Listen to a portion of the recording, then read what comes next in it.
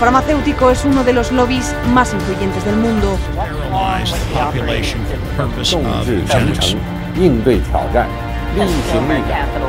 Конечно, должны работать кооперативно, должны... Las farmacéuticas tienen demasiado poder. Avecina una gran guerra entre la realidad virtual y la realidad aumentada.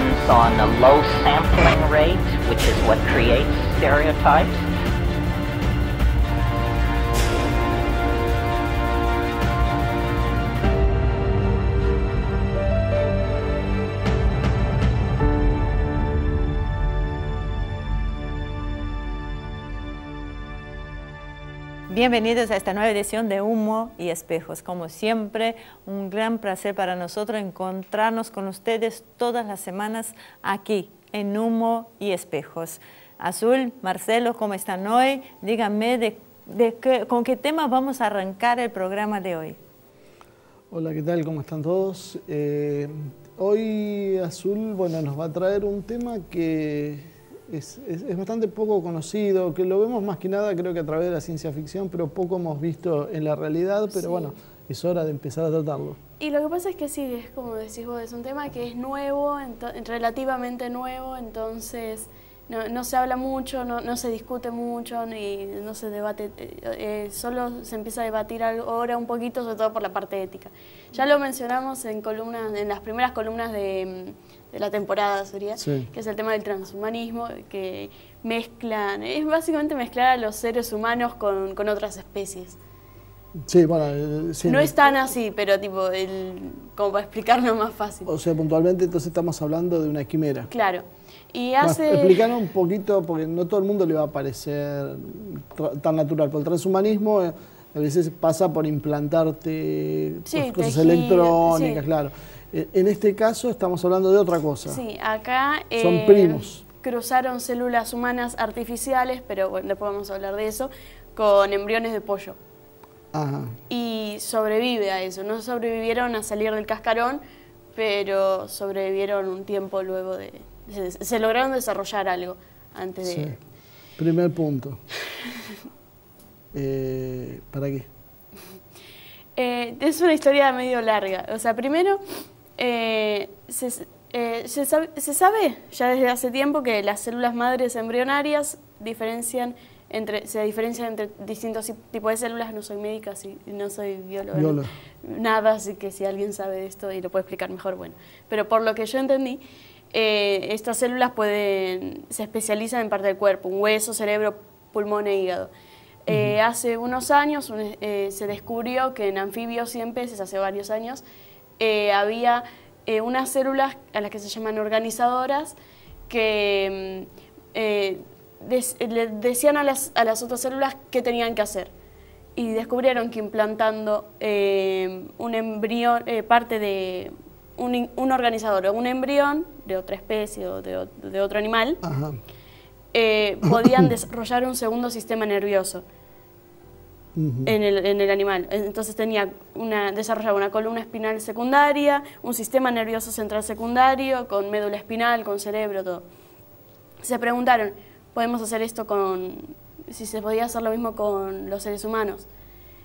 Por razones éticas y por las limitaciones que tiene la ética en la medicina, no podían experimentar directamente en embriones humanos. Sí, es increíble hablar de que hay limitaciones éticas en la medicina, pero bueno, sí, sigamos. Y entonces, para como encontrarle una solución, y con el avance también de la tecnología, llegaron a reproducir células humanas artificiales.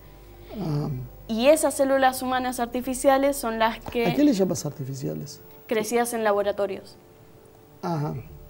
Y a esas células fueron... que las implantaron en embriones de pollos. Sí. Y efectivamente también se formó otra segunda columna, lo anterior. Sí. Ahora, claro, pero... ¿por qué? Preguntaste. Sí. La razón principal es para ver si el poder generar más células y poder generar células específicas, sobre todo las células madre embrionarias, puede ayudar a enfermedades en órganos y cosas que... Sí, para mejorar los tratamientos, me imagino que también para entender cómo es el funcionamiento en sí, porque en realidad creo que esto se trabaja más como un tema de prueba y error, de ensayo porque prueba y error. Lo que trataban era de entender el proceso de desarrollo de los órganos importantes. Sí. Y con eso ver si podían ayudar a enfermedades que estaban en esos órganos. Y ha habido críticas... Y eso era lo que quería llegar. ¿Hasta qué punto se puede hacer eso? Porque ahora muchos dicen, bueno, pero son células humanas, pero son artificiales, no es que agarraron un humano y lo mezclaron. Pero otros te dicen, sí, pero igual estás creando otra criatura, básicamente.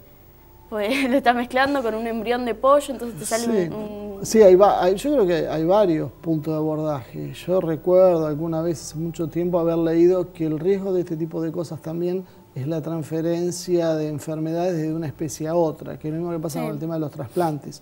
O sea, vos mezclás dos especies, por ejemplo, un virus que es propio de los pollos puede terminar pasando a los humanos y eso podría generar una pandemia. O sea, habría que hablar con un epidemiólogo para ver si lo que estoy diciendo es correcto, pero tengo entendido que puede ser porque sobre todo pues, vos no tenés defensas contra algo. O sea, que un virus salte de una especie a otra es una probabilidad. Es todo muy nuevo y hay gente que tiene miedo. Como hay gente que está muy feliz y está muy emocionado por todos estos descubrimientos, hay otra que dice que no sabe si estamos preparados para lo que podríamos llegar a hacer con eso. Para manejar el potencial de una cosa así.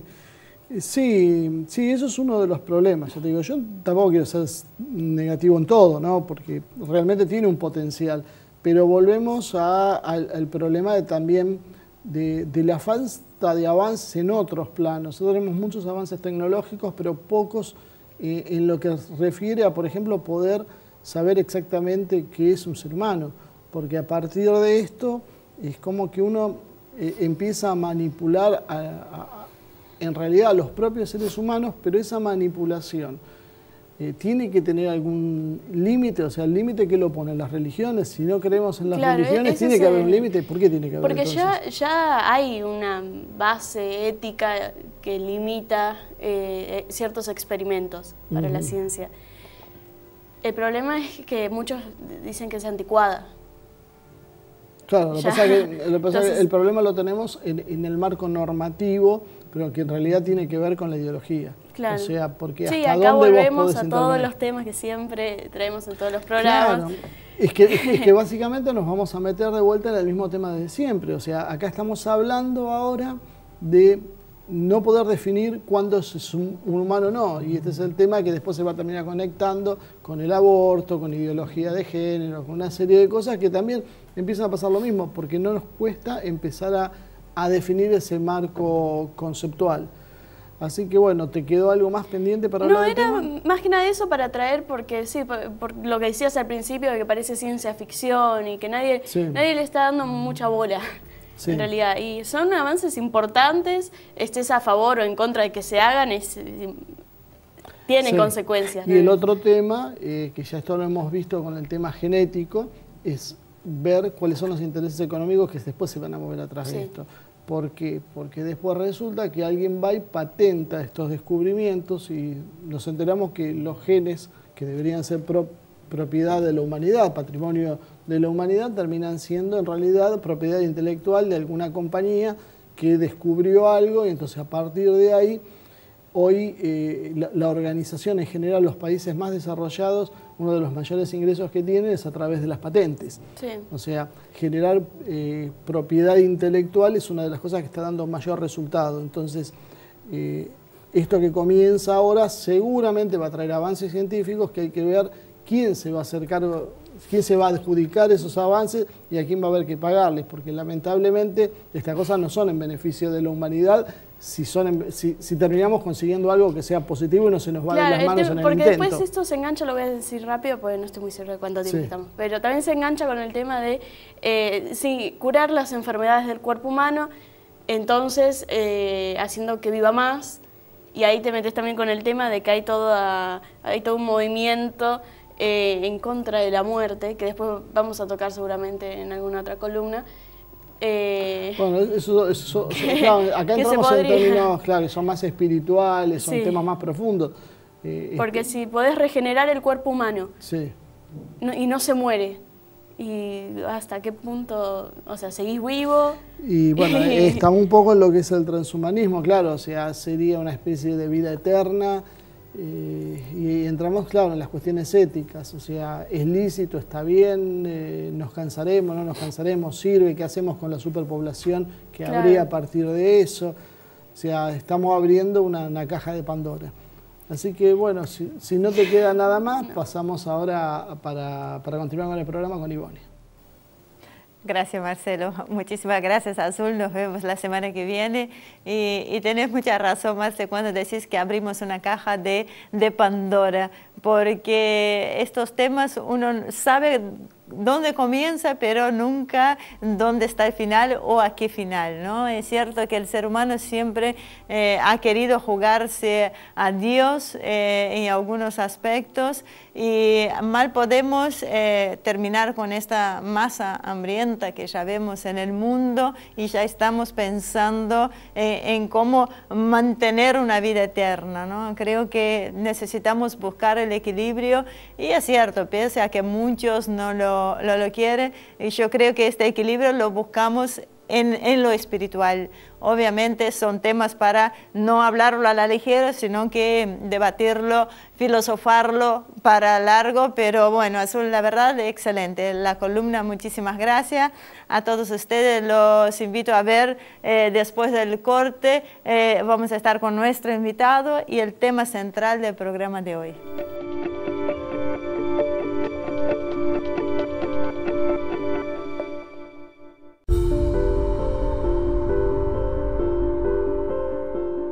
Bueno, bienvenido Gabriel, gracias por darnos un ratito para charlar un poco sobre lo que está pasando en el mundo y un poco lo que pasa acá, ¿no?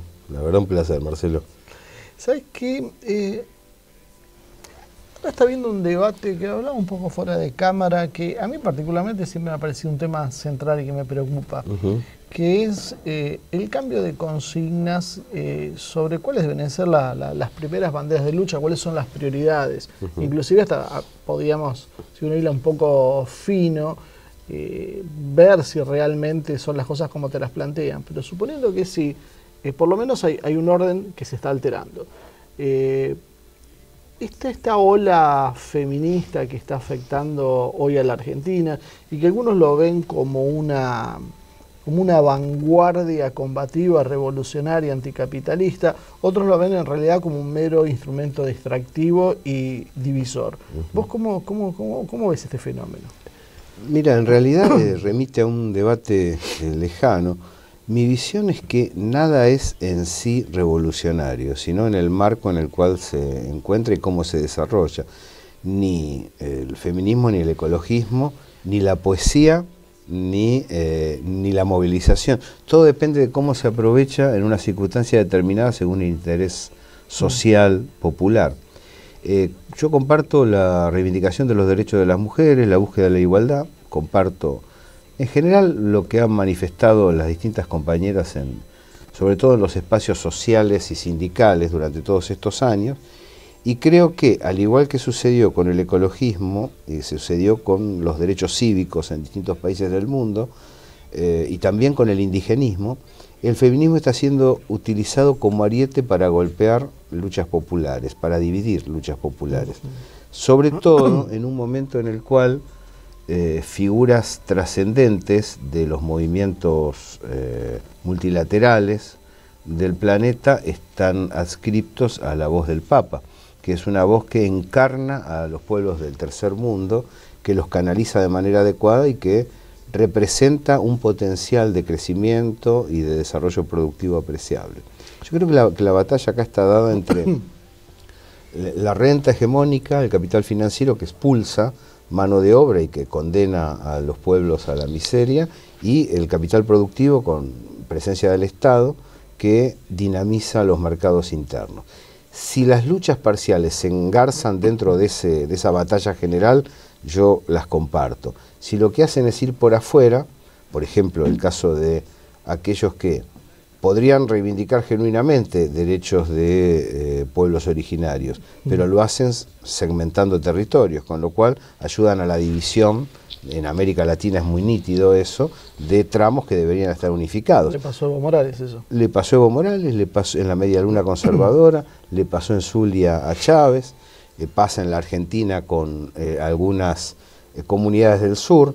Ahora, cuando uno observa que esas reivindicaciones parciales se enlazan dentro de las luchas sociales comunes, uno se encuentra con que son potencialmente absorbidas por el campo popular en los distintos países. Por eso creo que hay que trazar una línea divisoria entre la radicalidad de algunos planteos que prácticamente confrontan a la mujer con el hombre de una manera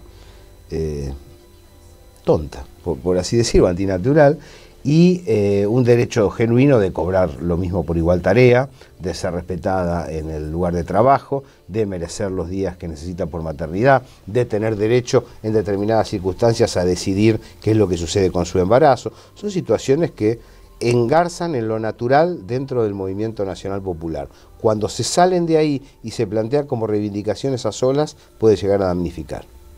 Claro, lo que pasa es que a veces uno ve que lo que decíamos, como que la intención en realidad es otra. Esto me comentaba una persona dentro del PRO, que básicamente ellos ahora van a salir a tomar las banderas tradicionales de la izquierda precisamente con esta intención. Claro. ¿Vos esto lo ves con esto de que ahora casualmente dejan el pañuelo verde y agarran el pañuelo negro, y así hay un timing, una sucesión de acontecimientos que a veces resulta demasiado coincidentes? El mundo no se divide, yo creo que nunca se dividió, pero por lo menos en los últimos 20 años, para no entrar en una discusión histórica, entre izquierdas y derechas, sino que hay una división más importante entre norte-sur y también entre pueblo y zonas oligárquicas, ¿no? Como se dice en la Argentina habitualmente. Y creo que esos son los ejes genuinos. El sector antipopular, las franjas poderosas de la humanidad situadas en el norte, utilizan todos los recursos necesarios, pueden adecuar cualquier bandera. En ese sentido, pueden desarrollar una campaña que beneficie a determinada zona de la sociedad si esa campaña logra segmentar a los sectores populares que los ponen en riesgo. Esto es visible en Estados Unidos, donde ante la falta de análisis de las franjas progresistas y del periodismo progresista, de allí y de acá, se ha hecho una suerte de camino libre para que los grupos concentrados comunicacionales ataquen a Donald Trump, tratando de desmontar la posibilidad de un desarrollo industrial autónomo en Estados Unidos, lo cual además, ese desarrollo industrial autónomo beneficiaría al conjunto del planeta, porque ya lo vemos, Estados Unidos, al tener la energía canalizada internamente, se mete menos en los problemas de los demás, no va a invadir otra zona. En cambio, otros que tienen, por ejemplo, los republicanos y demócratas previos a la elección anterior, tanto la línea Reagan-Bush como la línea Clinton, tienen muy poca preocupación por la industria norteamericana y mucha preocupación por extender su dominio sobre territorios ricos en materias primas, ¿no? Y en recursos también de divisas, como el caso de Medio Oriente. En ese sentido, yo enfocaría más la perspectiva multilateral de incluir a Estados Unidos dentro de una perspectiva de crecimiento industrial y de ese modo debilitar la hegemonía del capital financiero que ha sido determinante en el hundimiento europeo. Si nosotros vemos los indicadores del Producto Bruto Interno de Europa, son absolutamente incomparables con los de China y los de Rusia, con los que ustedes trabajan habitualmente de modo informativo desde Asia TV. Hay elementos muy contrastantes donde hay una economía que decae y otra que crece. Esta es una verdad. Si las naciones que decaen buscan saldar sus problemas invadiendo otras regiones y exaccionando recursos internos, bueno, vamos hacia una guerra internacional. Por lo tanto, beneficiar los proyectos industriales particulares, aunque no nos guste el rostro del dirigente, porque habla de un modo que no nos resulta agradable, beneficiar esos procesos es beneficiarnos a nosotros mismos, a los pueblos de distintos puntos del planeta que tratan de vivir de su trabajo. Sí, lo que pasa es que yo creo que acá lo que estamos viendo, como vos decías, es un enfrentamiento entre dos modelos, claro, que básicamente es ese sector financiero contra el sector capitalista. Nosotros hace un tiempo, ya que veníamos advirtiendo que había que prestar atención a algunos fenómenos que suceden en el interior de Estados Unidos.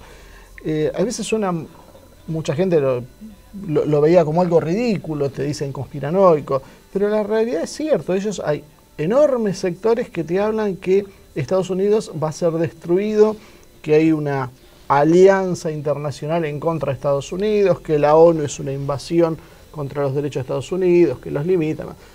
Hay un poco de paranoia, pero también hay algunas cosas que por ahí a veces parecen ser ciertas. Cuando vos decimos, estamos generando un modelo global donde no necesitamos estados que sean una molestia, y ya se notó que a Estados Unidos vos no lo podés apretar así como así por el tamaño que tiene. Entonces, un Estados Unidos partido en varios sectores también sería una posibilidad a tener en cuenta. Y se ha hablado inclusive de una secesión, de un Estados Unidos que se divida en 3 o 4 partes. ¿A usted parece que esto es muy conspiranoico pensar que hay un modelo global que quiere destruir a Estados Unidos y después a Rusia y después a China? Yo con respecto al tema de la conspiración lo dejo como un adjetivo, pero lo importante es hablar de política y demostrar que tal cosa existe.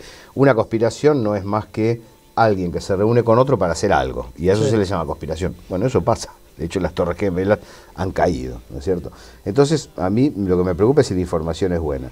Estados Unidos ha sido desestructurado desde adentro y no lo están viendo aquellos que han hecho una observación correcta en un momento determinado, que es que el capital no tiene patria. El capital no tiene patria. Es decir, el capital acumulado no le importa si Estados Unidos como Estado-nación progresa o decrece. Si le conviene que progrese, progrese. Y si le conviene que decrezca, lo aniquila. Durante bastante tiempo, la hegemonía del capital financiero se construyó enlazado con el macartismo. El macartismo destruyó la vida política norteamericana. ¿Por qué?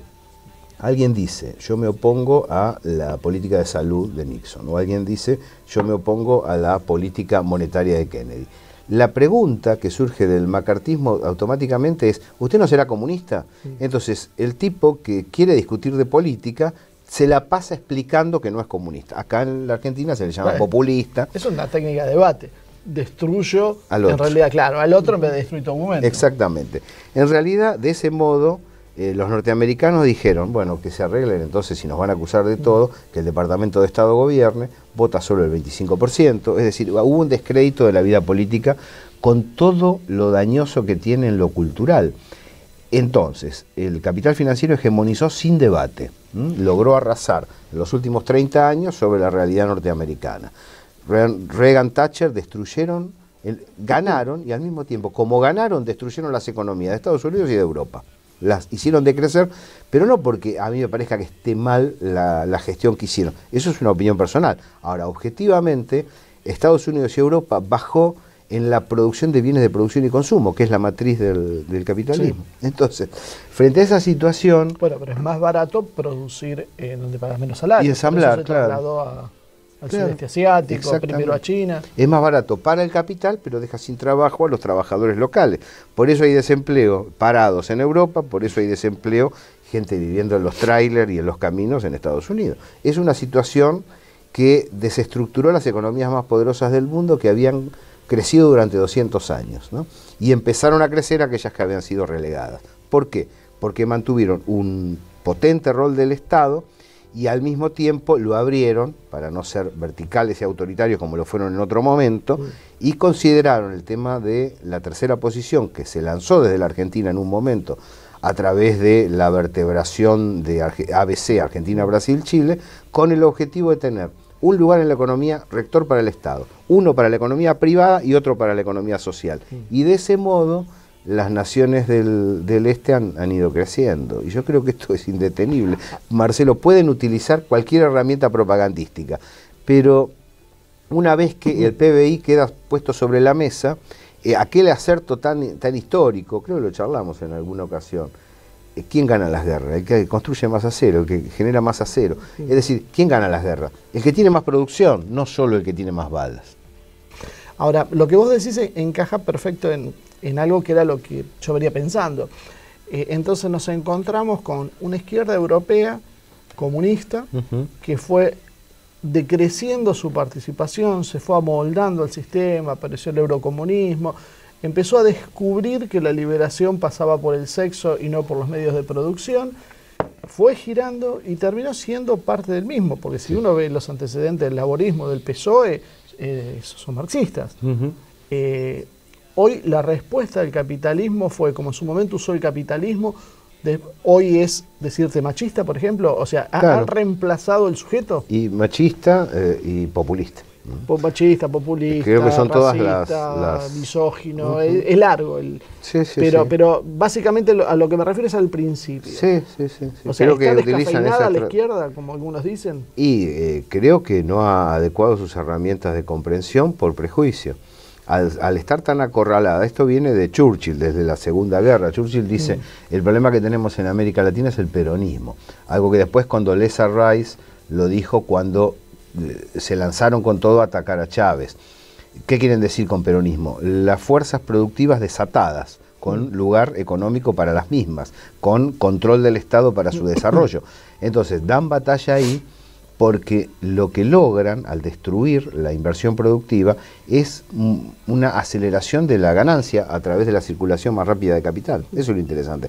Es decir, vos vas a poner un pero vos establecimiento... le tenés que dar una plataforma cultural para detener ese avance del populismo. Claro, y eso es malo. Por eso, y eso es lo que estamos viviendo ahora. Vos fíjate que todo es aseveración psicológica previa. Chávez es dictador, los iraníes son totalitarios. Bueno, y así seguimos, ¿no? Entonces, de ese modo, volvemos al esquema macartista de discusión, cuando uno dice algo que parece eso, tiene primero que explicar que es bueno. Y si vos tenés que explicar que eso es bueno para discutir de política, estás media hora gastando energía en eso y cuando llega el momento del debate nadie escucha. Sí. ¿Cuál es la diferencia entre ser liberal, progresista o peronista? La diferencia es asentarse primero en la voluntad del movimiento obrero organizado, también tomar en cuenta el rol dirigente del Estado, no considerar gasto la inversión estatal, no hacer un mundo del déficit fiscal, sino comprender que la caja recaudatoria de la sociedad es construida por el quehacer de todos los argentinos. Por lo tanto, ese dinero recaudado merece ser volcado sobre la comunidad y priorizar la inversión productiva por la inversión financiera. Yo creo que esos elementos son centrales, lo cual se combina mucho con la justicia social, porque justicia social implica poder de compra para el trabajador promedio, es decir, ampliar la masa de consumidores para generar un circuito virtuoso entre compra, comercio, industria y vuelta al circuito. Esto permitió a la Argentina crecer entre el 45 y 55 y entre el 2003 y el 2015, crecer concretamente en producción industrial. ¿Y por qué pensás ahora que todo lo que tenga que ver con patria o nacionalismo es tildado de fascista? Porque les molesta la constitución de los estados nacionales potentes que pasan a ser estados continentales. El caso de América Latina con el UNASUR era un riesgo tremendo para las finanzas, y la Organización para la Cooperación de Shanghái, la coalición eurasiática que se está desarrollando, es de una potencia indetenible. Entonces golpean las identidades de los pueblos que se ponen de pie desde lo cultural y construyen lo económico. Es que, bueno, yo creo que ahí es donde está hoy el centro del debate, y yo creo que el peligro de algunas vertientes liberales donde empiezan a cambiar los ejes de discusión que decíamos al principio, donde vos ves que empezamos a discutir cosas menores cuando en realidad nos están pasando las mayores desapercibidas. Lo vimos ahora con el tema del Congreso. Así que... y nos fracturan con eso, estoy de acuerdo. Nos dividen entre nosotros. ¿Y cuál sería... Tenemos 2 minutos para cerrar este bloque. ¿Cuál sería la respuesta que habría que dar para poder tratar de contener y que se comprenda que uno esto no lo dice desde, no sé, ni desde el mercantilismo, ni desde el conservadurismo, sino solo del sentido común? No, bueno, las soluciones son colectivas, no me animo yo a decir tal o cual, pero dentro de la construcción colectiva está el debate con buena información, que es lo que tratamos de hacer. Nosotros en la Señal Medio hacemos eso, en la gráfica, ustedes en Asia TV, los distintos productos, vos decís, bueno, esta es una realidad, traten de observarla con la mayor cantidad de datos certeros posibles para poder pensar con cabeza propia. Y también saber dónde uno está parado. cuando uno cree que es neutral y que en cierto modo planea por sobre la humanidad, y se equivoca porque responde a los modelos europeos de comunicación y termina repitiendo lo que ellos quieren. Ahora, cuando uno dice, no, yo estoy situado en un pueblo, yo estoy situado en el sur del continente latinoamericano, es otra cosa porque tiene una perspectiva distinta. Creo que informar bien y saber dónde uno está situado es una buena vara para la construcción de un periodismo distinto. Bueno, Gabriel, vamos a un corte. Creo que la entrevista está resultando bastante jugosa, así que enseguida nos vemos.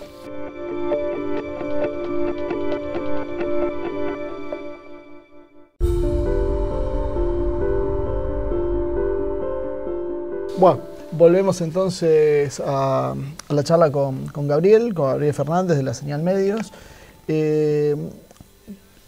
Yo creo que nosotros nos ponemos de acuerdo con muchos.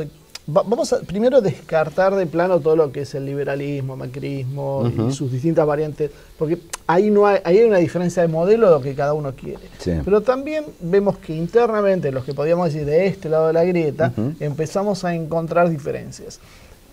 Yo creo que hay un problema, por eso estoy haciendo mucho hincapié con el tema de esta visión liberal y las trato de separar de esta otra más nacionalista o más popular, por decirlo de alguna manera. Es difícil porque cada término que uno dice, ¿viste?, te encuentran la vuelta para descalificártelo. Malinterpretarlo. Claro, pero bueno, creo que si hay buena fe se entiende a qué me estoy refiriendo. Todo termina conduciendo a lo mismo. Vamos a hablar de una batalla cultural. Básicamente ese es el eje del problema que estamos viendo, es donde o si ganamos eso nos vamos a poder unir y el resto viene como una sucesión natural de acontecimientos o no. Sí.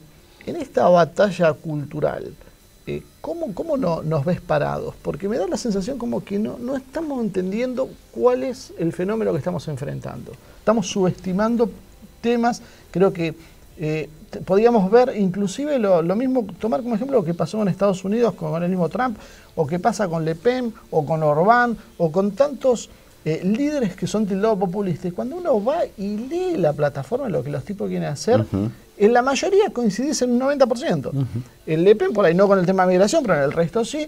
En Trump es un poco distinto porque ella hay una filosofía liberal propia de los Estados Unidos de 1800, pero bueno, dejando de lado ese tema que por ahí sería en ese sentido el más difícil, sí vemos como la prensa lo ataca por este tema de no estar adecuado a la modernidad, a este lavaje de lo que es la política. Fíjate que el tema migratorio, con un paréntesis, empieza a resolverse si las grandes potencias salen de las zonas que arrasan.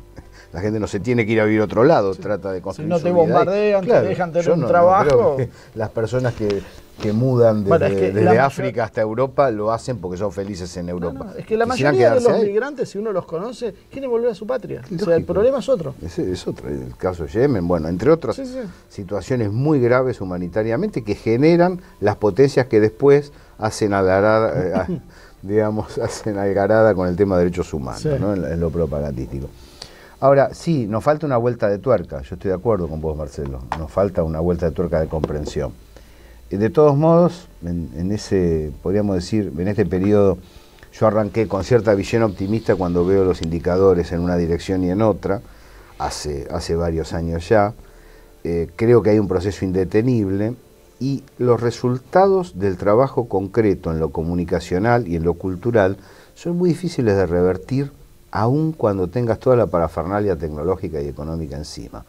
Digamos, en el Asia Central, identidad mata Hollywood, ¿no? Vos no podés convencer que el vecino es portador de la muerte porque es musulmán. En realidad nadie le crea eso. Bueno, en la Argentina, los cuadernos de forja de Arturo Jaureche, que jamás escribió en un medio concentrado, siguen ganando elecciones, siguen cautivando no menos del 50% de la sociedad. Y lo interesante, lo que decías Marechal, lo que decía Jaureche... ¿Pero se comprende? Es que no los conocen, no importa eso, porque la idea va... ¿Me entendés? En este momento el 65% de la sociedad argentina se opone al proyecto de Macri. Está reducido sobre un núcleo duro del 30%. Ahora, que a uno en lo particular no lo conozcan, ya es un tema de fama, que es completamente distinto. Que alguien diga, yo no sé quién es Rodolfo Walsh, es un problema de la Y nosotros no hemos construido periodismo para hacernos famosos, sino hemos construido periodismo para dar información y hacer circular ideas en la sociedad. Entonces, en ese sentido... Por lo menos este tipo de periodismo. Claro. Si no, estarías buscando otra cosa. Es fácil, en realidad, porque te pones a gritar en la tele. Hay muchos compañeros que trabajaron conmigo que han conseguido trabajo para poder gritar en la tele, hacen unos mangos y son conocidos. Bueno, está bien, no hay ningún problema, porque cada uno se gana la vida como mejor le parece. Pero en realidad el trabajo llega, el trabajo bien hecho llega. Lo que pasa es que llega de otro modo. Llega, Jauretche es el que comanda el razonamiento implícito de los sindicatos en la Argentina, tantos años después. Rodolfo Walsh es el que comanda al conjunto de los medios populares en la Argentina, y hay pibes que no lo han leído, muchos que sí. Jauretche y Walsh, por tomar dos menciones, junto con Metol Ferré, son los tres pensadores más importantes de este país, tomando en cuenta que Metol Ferré era oriental, porque han comprendido profundamente cada uno de sus periodos. Y su pensamiento arriba, aunque jamás escribieran en un medio concentrado, ni salieran por televisión, ni tuvieran algún tipo de planteo de esa naturaleza. Por lo tanto, el tema de la batalla cultural me parece importante, y te digo, sí, nos falta una vuelta de tuerca de comprensión para poder avanzar. Pero al mismo tiempo creo que el trabajo bien realizado finalmente llega. Soy un convencido de eso. Sí. Una cosa estaba pensando mientras hablaba. En Occidente se da por sentado ideas de progreso. Sí. Por ejemplo, voy a tocar un tema que sé que obviamente va a causar ciertas cosas. El matrimonio de personas del mismo sexo. Habitualmente el planteo es, esto es progreso, te quedas en el siglo XV, hacia eso está marchando el mundo. Sin embargo, cuando uno mira el mundo, estamos hablando de un conjunto de 1.000 millones, de las cuales la mitad está a favor, la mitad está en contra, más o menos, y el resto del mundo ni siquiera se plantea esta posibilidad. O sea, si uno va a Asia Central y va con estos planteos, como vos me nombrabas antes, o sea, lo único que conseguiría sería más que nada extrañeza. Yo creo que ni siquiera una oposición. ¿No hay un problema con que en realidad nos están vendiendo que el mundo es lo que no es? Sí, porque se trabaja sobre un perfil ideal de hombre blanco de clase media alta europea, es decir, una zona muy chiquita de la humanidad. Sí. Y se habla para ese sector, ¿no? Que a su vez está dividido en dos también. Tomando en cuenta, claro, está partido, tomando en cuenta esto también es violento, pero bueno, uno lo plantea con sinceridad. El estado de bienestar en Europa ha generado la tradición durante largos años de un buen sueldo para el cabeza de familia y que la mujer no trabaje. En Asia, en América Latina, la mujer trabaja. Por lo tanto, cuando alguien trabaja se hace valer en su casa y no tiene que salir a pelear por derechos que los consigue de hecho, fácticamente. El tema de la mujer europea parece más radicalizada en sus planteos e incide sobre los movimientos feministas locales, porque está relegada realmente, porque en realidad ha estado dentro de su casa con un buen pasar, producto del sueldo unívoco para la familia. Cuando la persona sale a laburar, y eso es lo que hay que pelear, que la mujer tenga derecho a trabajar por el mismo sueldo del varón. Y ahí se equiparan un montón de situaciones. Porque vos cuando alguien está trabajando, no le podés venir a decir, no, vos haces esto, vos haces lo otro, y empezás a mandar. Ahora, en nuestro continente, la tela con la que se arman las familias y las comunidades es una combinación de patriarcado y matriarcado, cosa que no se acepta, se piensa que vivimos en un patriarcado.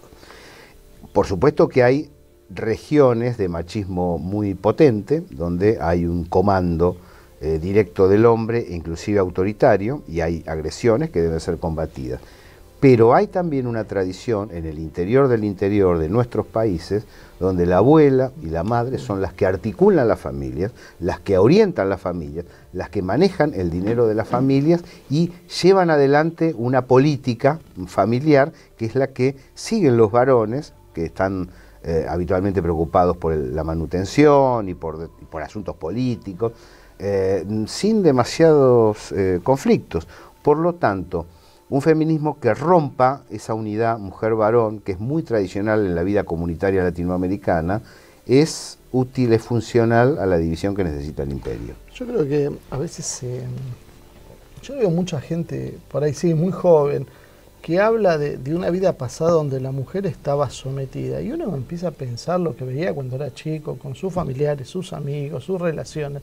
No era así.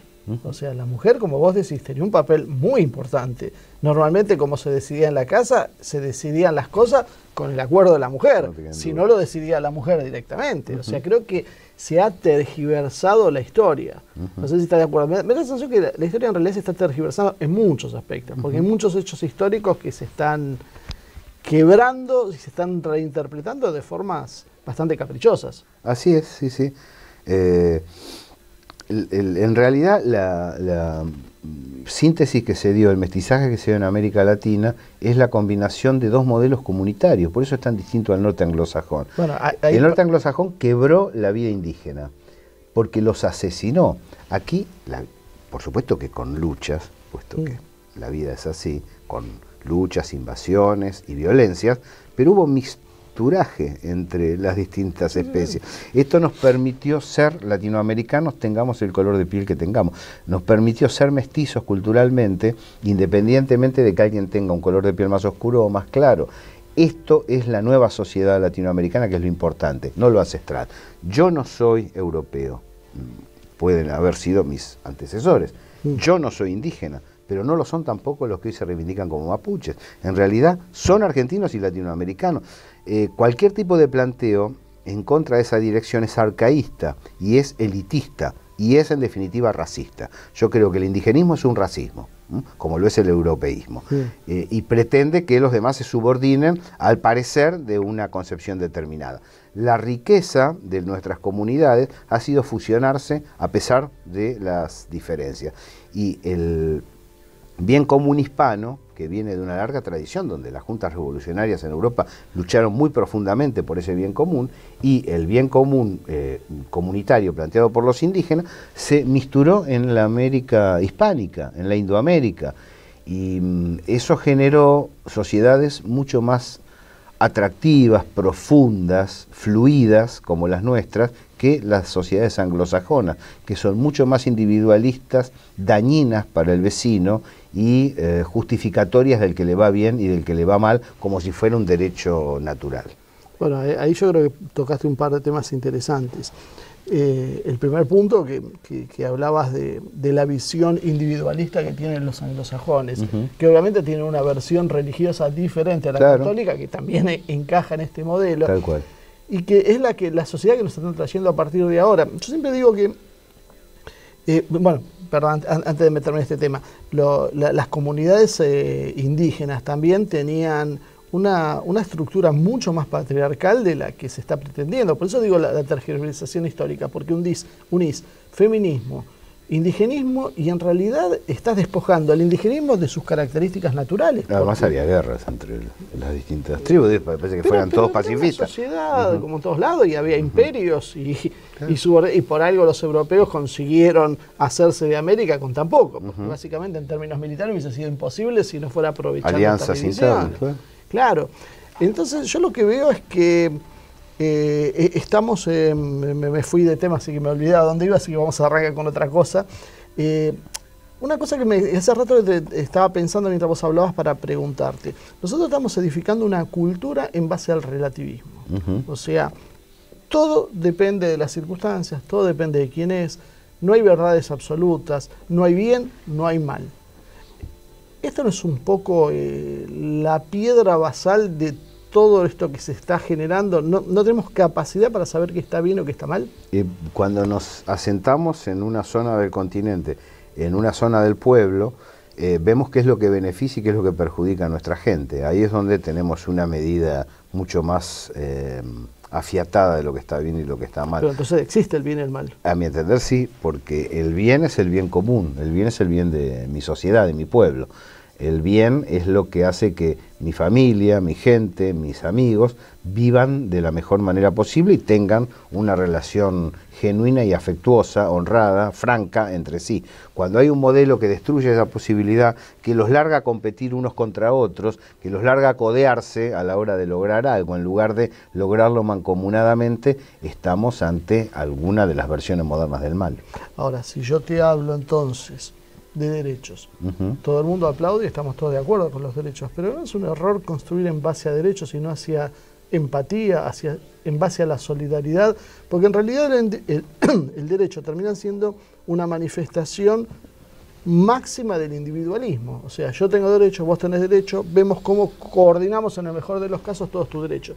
Va a privar el derecho del más fuerte. Claro, es una combinación, ¿no? Claro, no es un error eso, no deberíamos construir en base a ser solidarios, a ser comunitarios, a yo ayudarte a vos, no porque vos tenés derecho, sino porque yo siento que necesito ayudarte en una situación. Claro, el que detecta el interés profundo actúa en sintonía con ese interés. Podríamos decir, si hay crecimiento en Eurasia, es porque los gobiernos de esas zonas capturaron, entendieron el interés profundo de esa comunidad, por lo tanto, se opera solidariamente para crecer todos juntos. Cuando alguien no logra identificar su interés, es un sonso, eso opera en contra de su propio, es un alienado. Podríamos decirlo, aquel comerciante que vota opciones antipopulares y perjudica su masa de compradores, aniquila su propio perfil económico. Entonces, si nosotros logramos detectar nuestro propio interés, que es nacional, popular, regional, que está ligado a las alianzas con pueblos semejantes en distintos lugares del mundo, con intereses parecidos, nos vamos a encontrar con que podemos seguir un camino solidario. Y ese camino del que vos hablabas, solidario, tiene que ver con establecer derechos jurídicamente que representen ese camino, no otros, ¿no? Donde la prioridad del derecho sea social, no individual. Bueno, pero eso es la cristalización, pero tiene que haber una filosofía comunal donde yo ayudo al que lo necesita. Sí, sin duda. No lo ayudo porque tiene derecho, lo ayudo porque es humano que yo lo ayude. Yo creo que es una diferencia sustancial. Totalmente, y completamente contrastante con que lo piso cuando tiene un problema, que es lo que se está haciendo ahora. Otro tema es, claro, terminás generando eso, porque a mí me da la sensación, y yo a veces lo he dicho y no termina de entenderse, que toda esta invasión de derechos que uno habla, en realidad no terminan siendo derechos, terminan siendo algo contraproducente, porque terminás generando esa concepción individualista tan arraigada que vos vas a permitir después que el poderoso se apropie de eso de yo tengo derecho a hacer lo que quiera, bueno, todos tenemos derechos, yo soy poderoso, te voy a someter a vos. Eso tarde o temprano es lo que termina pasando. Igual los códigos y la Constitución en general están bastante equilibrados. Depende mucho quién lo ejerce, ¿no? Es decir, tenemos una crisis en el Poder Judicial en la Argentina. Por la militancia común, por lo que vos ves en la calle, que a veces se simplifica tanto que me da la sensación que no están comprendiendo a dónde van. O sea, que no están comprendiendo que en realidad lo que están presentando como una cuestión colectiva, en realidad es individual, no es colectiva, no es comunitaria. Creo que ahí hay un eje sobre el que habría que trabajar desde las dirigencias políticas para bajar una línea diferente. Es así. Toda justicia tiene que tomar en cuenta la comunidad en la cual se desenvuelve. Los códigos y la Constitución, en general, lo que tienden es a evidenciar una pulseada social en la cual cada sector intenta colocar sus derechos e intereses para que abarquen al conjunto. Si no tuviéramos esa vara de medición jurídica, sería una sociedad bastante salvaje, porque simplemente el más fuerte le puede imponer al otro su criterio. Por eso dar una batalla constitucional para que las leyes de nuestro país estén ligadas al interés colectivo profundo es determinante a futuro. Es decir, todo este potencial que se observa en el movimiento popular argentino tiene que aparecer plasmado en los incisos y los artículos de nuestra Carta Magna, y tiene que aparecer plasmado en los códigos procesales que se desarrollan. Por ejemplo, la Argentina va a tener que volver a discutir el derecho a poseer sus recursos naturales, que están siendo enajenados por determinación oficial, con amparo jurídico hacia empresas extranjeras que dominan buena parte de la Patagonia. Todo eso tiene que ser rediscutido, debe ser aplicado lo que sea aplicable y reformulado legislativamente lo que necesite ser reformulado para poder avanzar hacia un proyecto nacional, que tenga un amparo jurídico valorable, profundo y aplicable, pero sin olvidar, a mi entender, que todo depende mucho de la correlación de fuerzas. Es decir, cuando tenés poder para poder aplicar una ley determinada, la aplicás. Cuando no tenés poder, la ley, sea buena o mala, queda en agua de borrajas. Bueno, Gabriel, creo que podríamos seguir hablando no sé, todo el día, porque van surgiendo un montón de preguntas, pero lamentablemente se nos acaba de terminar el tiempo, me están avisando que ya estamos excedidos. Así que bueno, te agradezco una vez más que nos hayas dedicado un rato, sé que tenés otras tareas que hacer, y que nos ayudes a meternos en el pensamiento, porque creo que básicamente lo que estábamos hablando termina siendo determinante. Parece que, bueno, no sé, hoy hay un paro en la Argentina, estamos hablando de una entrega del país, de una deuda externa creciente, galopante, un montón de problemas que conocemos. Pero el problema es que si no tenemos una dirección, si no sabemos a dónde vamos y si no sabemos qué queremos, es muy difícil que logremos cambiar eso. O sea, vivimos tapando agujeros, pero nunca podemos ver el contexto general. Así que bueno, Gabriel, te agradezco una vez más y bueno, no sé si quieres agregar algo más ya o ya acá podemos cerrar el programa. Un placer, la verdad que me encanta charlar con vos, fue buena esta charla, ¿no? Luego la seguimos en la radio, te invito si te parece. Bueno, cuando quieras, gracias, con gusto podemos seguir hablando. Bueno, Ivonne, volvemos entonces al piso para que cierres el programa desde acá, de los estudios de Radiográfica con Gabriel Fernández. Muy bien, Marcelo, muchísimas gracias. Como siempre, resulta muy interesante las entrevistas. Creo que toda la gente que nos acompaña va a poder decir lo mismo, así que los invito a dejar sus comentarios en nuestras redes sociales y también en nuestro canal de YouTube, Asia TV Producción, donde los invitamos a que se suscriban y que también inviten a sus amigos a que hagan lo mismo. Es una gran manera de ayudarnos un poquito a difundir un poco más este programa. Muchísimas gracias como siempre por acompañarnos y nos vemos la semana que viene con una nueva edición de Humo y Espejos.